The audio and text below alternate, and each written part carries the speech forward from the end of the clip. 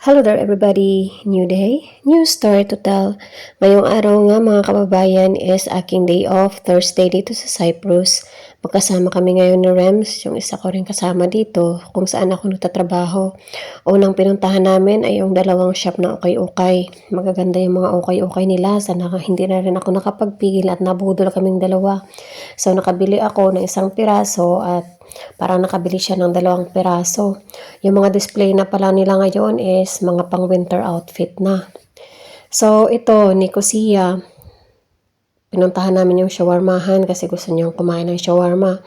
So after nga namin dito is nagyaya na kami na pumunta doon sa restaurant kung saan is nagsiserve daw sila ng napakalaking baso or glass ng beer. Sabi ko, sige, kasi ang tagal ko na rin hindi nakainom ng beer. So bago yan, nadaanan pala namin dito sa Lidra, dito sa Nicosia. Ang Nicosia pala ay ito yung kapital ng Cyprus. So, ang biyahe namin galing Larnaca papuntang Nicosia is 1 oras tsaka 15 minutes. So, dito nga nadaanan namin yung mga watches kasi nagbabalak nga si Rems na bumili nito pampasalubong sa kanyang pamilya at mga kaibigan.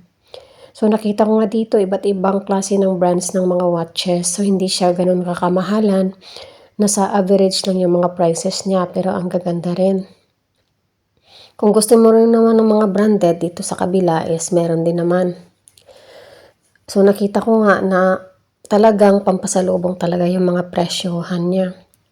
So, sabi ko nga kay Rems, wala naman tayong napili dito. Babalikan niya na lang daw ito pag malapit na siyang makauwi. So, ayan.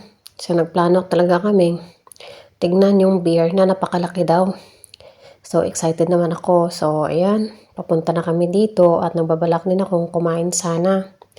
Kasi, hindi na nga raw siya kakain dito sa restaurant.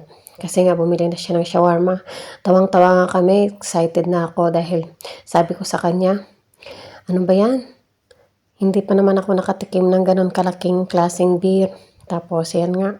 Umorder na kaming dalawa. So, umorder ako dito ng chicken bites. Tsaka isang fries. Pulutan naming dalawa. Sa mga ganitong oras is 2:00 na ng hapon. Marami pa rin mga turista ang nag-roaming around dito sa Lidra. Kasi ang Lidra talaga, ito yung talagang umpukan ng mga tao. Lalo't-lalo na yung mga Pinoy tuwing Sunday. So, ito na nga. Dumating na yung napakalaki naming in-order na beer. At natuwa nga ako. Grabe, sobrang laki nga naman talaga. 1 litro. Grabe, napakabigat. Hindi kayang hawakan ng isang kamay lang. So, ang ginawa ko tuwing inom, tuwing lagok, is 2 kamay talaga nakakahawak. Nahihiya nga ako nung una dito kasi yung mga turista nakatingin bawat cheers at inom namin ni Rems. Pero grabe, nakakatuwa talaga siya, oh. Sabi ko nga kay Rems, ano ba yan? Kada lagok ko, yung mga katabi natin nakatingin. Yan lang po mga kababayan. Bye for now.